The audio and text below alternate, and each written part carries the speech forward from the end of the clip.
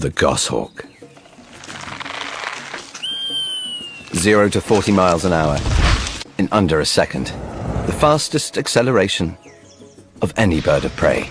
Short, rounded wings and a foot-long tail steer through dense forest with unparalleled agility. Yet even she can be outmaneuvered. Other, much smaller creatures here possess astonishing abilities that can defeat the phantom of the forest. With specialized eyesight adapted to low light, the chickadee is first to spot the airborne threat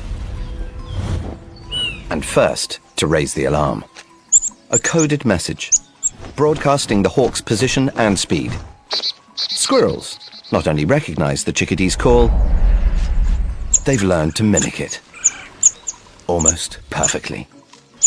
In seconds, the warning is retweeted from one animal to another. It relays through the forest at over 100 miles per hour. More than twice as fast as the hawk. Message received, loud and clear. Enemy approaching, low and fast. When the little guys look out for each other, it keeps them one step ahead. You don't have to be big and tough to survive. What you really need are friends.